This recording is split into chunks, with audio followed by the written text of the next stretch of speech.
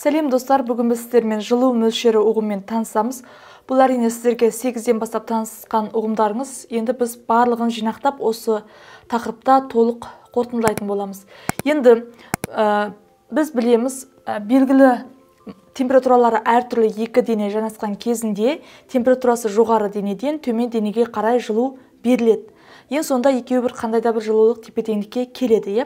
Енді осы парста сол алынған немесе берілген дененің жаңағы энергиясының сипаттамасы ретінде біз жылу мөлшері деген ұғым енгіземіз, яғни физикалық шама. Ол жаңағы температуралар әртүрлі екі дене жанасқан кезінде оның алған немесе берген жылуын не істейді екен? Сипаттайды. Осы жылу мөлшері Q әрпімен белгіленеді. Ол әрине энергияның бір түрі болғандықтан өлшем бірлігі ретінде джоул деген өлшем бірлікті аламыз энергияға сәйкес. Енді біз осы жылу мөлшерін әртүрлі жылулық процестерде қалай өрнектейміз, немесе қандай шамамен оны есептейміз, жаңа формуламен, соған тоқталайық. Ол үшін бізге ең таныс жаңағы мұзды қарастырайық. Мысалға, -30 Цельсий градус кезінде бізде мұз бар деп есептейік. Енді осы мұз еру үшін қанша жылуды қажет етеді? Соны толықтай сипаттап шығу үшін алдымен график түрінде қысқаша осының жағдайын сипаттайық.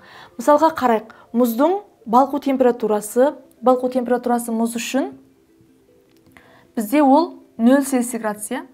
Яғни 0 Цельсий градусқа жеткен кезінде, мысалға егер ол -30 болса, бастапқы температурасы 0 Цельсий градусқа жеткенде ол балқи бастайды. Ары қарай осы балқу барысында оның температурасы өзгермей тұрады, сырттан мейлі оған жылу беріліп жатса да. Ол толық балқып, сұйыққа өткеннен кейін ғана температурасы арта бастайды. Ол артып 100-ге жеткен кезінде ол не істейді? Қайнайды. Яғни қайнау температурасы су үшін 100 Цельсий градус. Енді одан ары қарай буға айналады. Егер оның жылуын ары қарай төмендететін болсақ, бу қайтадан сұйылып сұйықтыққа айналады. Одан ары температурасын түсіре беретін болсақ, ол қайтадан қатты затқа айналады. Енді осы барысты қысқаша қарастырайық. Мысалға, мынау бастапқы күйі деп есептейік, мұздың -30 Цельсий градуста. Енді оған қандай да бір жылу мөлшерін берейік. Осы кезде оның температурасы мысалға 0-ге дейін не істейді? Артады. Мысалы, температурасы 0 Цельсий градусқа дейін артады. Енді 0 Цельсий градусқа мысалы 1 нүкте, екінші нүкте деп белгілеп алайық. Яғни 1 мен 2-нің арасында біз қыздыру процесін жасадық. Ол кезде қандай да бір оған жылу бердік.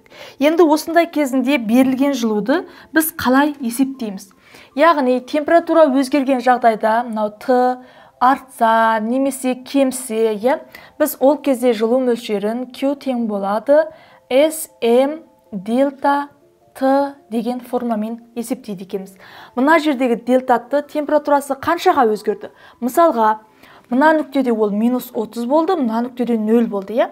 Екеуінің арасында ол 30 Цельсий градусқа артты бірден екінші нүктеге өткен кезінде. Демек, температураның өзгерісі 30-ға тең болады. Егер мына жерде ол 30-дан емес, мысалға, -20-да тұрып 0-ге дейін барса, демек өзгерісі 20-ға тең деген сөз. Яғни температураның өзгерісі, дельта Тымыз, бұл жердегі дельта Т температура өзгерісі. Ал енді М деген түсінікті, М деген ол бізде масса. Яғни мұз қанша килограмм болды? Соны білдіреді, масса. Ал енді бізге таныс емес, ол С. Яғни бұл меншікті жылу сыйымдылық деп аталады. Меншікті жылу сыйымдылық. Енді бұның мағынасы не? Сыйымдылық. Яғни меншікті жылу сыйымдылық деген ұғым нені білдіреді? Енді соған тоқталайық. Меншікті жылу сыйымдылық дегеніміз ол заттың тегіне тікелей тәуелді. Оның қандай зат екеніне байланысты. Яғни меншікті жылу сыйымдылық массасы 1 килограмм дененің кез келген, мысалы массасы 1 килограмм болса, оның температурасын 1 Цельсий градусқа өзгерту үшін қанша жылу керек? Яғни қанша жылу керек? Соны сипаттайды. Яғни мысалға мұз үшін С 2100, оның кестелік мәнін аламыз. Джоул бөлінген килограмм Цельсий градус. Яғни не деген сөз? 1 килограмм мұздың температурасын 1 Цельсий градусқа өзгерту үшін, мысалы, -30 болып тұрды, енді -29-ға өзгерту үшін, немесе -20 болып тұрды, енді -19-ға өзгерту үшін. Яғни қажетті жылу мөлшері қанша екен? 2100 джоул дегенді түсіндіреді. Яғни қажетті жылу мөлшері соған 2100 джоул. Яғни осындай жылу берсек, оның температурасы 1 Цельсий градусқа өзгереді. Енді заттың тегіне байланысты оның меншікті жылу сыйымдылығы әртүрлі болады. Мысалға, алюминий үшін ол 920 джоул бөлінген килограмм Цельсий градус. Яғни 1 килограмм алюминийдің температурасын 1 Цельсий градусқа өзгерту үшін 920 джоул жылу керек деген сөз. Қарасаңыз, мысалға, әдеттегі жағдайда, егер бір алюминий ыдыстың ішіне су құйып жылытып жатсаңыз, суыңыздың температурасы онша өзгере қоймаған жағдайдың өзінде сыртындағы алюминий ыдыс әлдеқашан ысып кетеді, қолыңызды күйдіретіндей болып, Демек, алюминийдің меншікті жылу сыйымдылығы қандай? Өте аз деген сөз. Судікі мысалға 4200, алюминийдікі 920, яғни бір 4 еседей аз. Сондықтан суға қарағанда алюминий сыртындағы ыдыс бірінші ысып кетеді. Демек, меншікті жылу сыйымдылықтың мағынасын сіздер түсіндіңіздер. Яғни осы формула арқылы біз температура өзгерген жағдайдағы, яғни тура осы жағдайдағы мысалға жылуды есептей алады екенбіз. Енді біз айттық жаңа, яғни тұрақты температурада дене балқиды. Енді тұрақты температура деген мысалы 0, енді мына екінші нүктеде оның мұз күй болса, енді біраз уақыт ол сұйық күйге өткенше, мысалға үшінші нүкте десек, мына температура өзгермейді, сол 0 қалпында қалады. Себеп, ол кезде сіз оған жылу беріп жатқаныңызбен, сіздің берген жылуыңыздың барлығы, ол жаңа басында мысалы кристалдық торлары бар қатты күй болды ғой. Ал мына жерде енді сұйық күй. 2-де қатты, 3-те сұйық. Яғни сіздің берген жылуыңыздың барлығы жаңа кристалдық торлардың арасындағы байланысты үзуге жұмсалады. Яғни заттың агрегаттық күйін ауыстыру үшін жұмсалады. Ол кездегі жылу оның температурасын өзгертуге мүмкіндігі болмайды. Сондықтан бұл жерде температура артпайды, ол 0 Цельсий градусқа дейін қалады. Енді міне екінші нүктеде қатты 3-ке келген кезде сұйық болды, толық сұйыққа айналғаннан кейін сіз арғарай тағы да оған жылу берсеңіз, енді ол 100 Цельсий градусқа дейін температурасын не істейді? Арта бастайды. Яғни 100-ге дейін арта бастайды. Енді осы кезге дейін арта бастайды. Демек, енді бізге жылу мөлшерлерін есептеу алайық. Осы мысалы 4-ші нүктеге келді деп есептеп қояйық мына жерде. Қара, 2 мен 3-тің арасында жаңа айттық, жылу бердік, бірақ температура өзгерген жоқ. Демек, мына формуламен біз есептей алмаймыз. Ол кезде берген жылуымызды қанша жылу бердік мына аралыққа мысалы. Оны есептеу үшін біз мынандай формула қолданады екенбіз. Яғни Q тең лямбда М деген формула қолданамыз. Бұл жердегі М түсінікті, ол жаңағы мұзымыздың массасы, ал лямбда дегеніміз меншікті балқу жылуы деп аталады. Меншікті балқу жылуы. Ал меншікті балқу жылуының мағынасы қандай? Физикалық, соған тоқталайық. Меншікті балқу жылуы. Енді меншікті балқу жылуы дегеніміз, оның өлшем бірлігі джоул бөлінген килограмм болады. Яғни ол нені түсіндіреді? Бұл 1 килограмм мұз, немесе 1 килограмм кез келген зат толық балқу үшін қандай жылу керек? Яғни соны сипаттайды екен лямбда деген шама. Сондықтан меншікті балқу жылуы әр зат үшін әртүрлі болады. Мына меншікті жылу сыйымдылығы сияқты.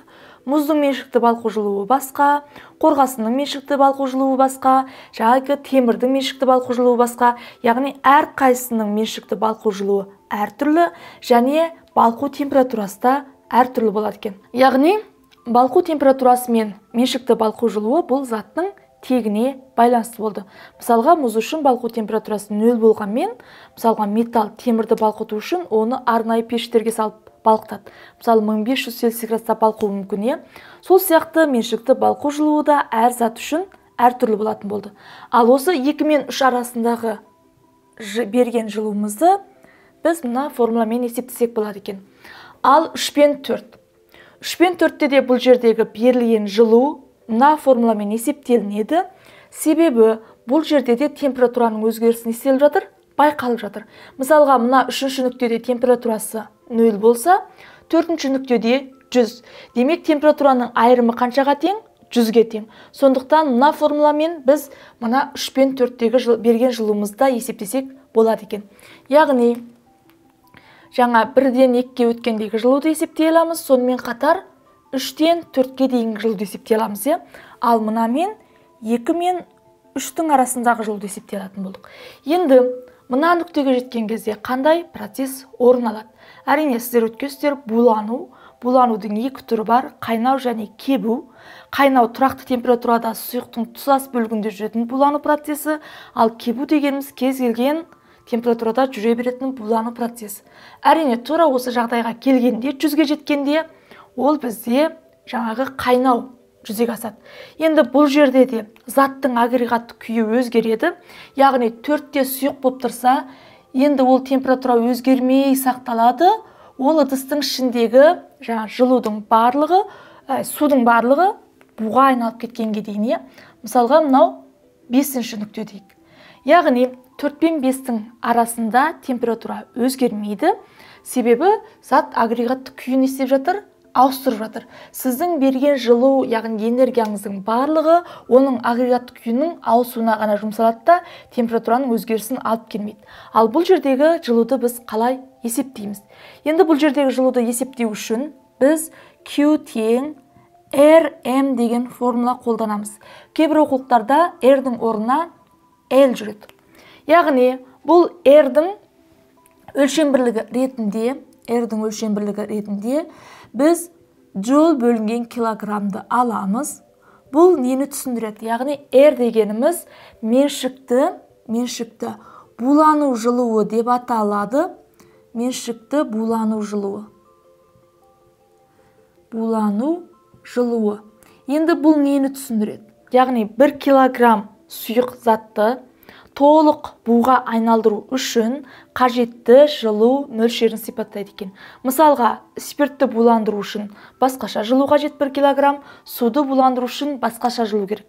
Яғни, R дегенімізде бұл әр зат үшін, әр сұйықтық үшін тұрақты шама. Сонда мынау R, мына лямбда және С дегендердің бізде оқулықтың соңында кестелік мәні бар. Сол кестелік мәнін пайдаланып, біз не істейді екенбіз?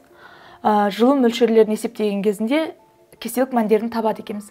Яғни, енді 5-тен ары қарай қалай процесс жүреді? Егер сіз температураны арттырсаңыз, ары қарай ол, яғни, бу күйіндегі температура арта береді. Енді осы мезеттен бастап түсірсеңіз, яғни суыта бастасаңыз, жылуды алып тастасаңыз, немесе суық жерге апарып қойсаңыз, сол пайда болған буыңызды, ол қайтадан енді қандай процесс басталады ары қарай? Яғни, конденсация басталады.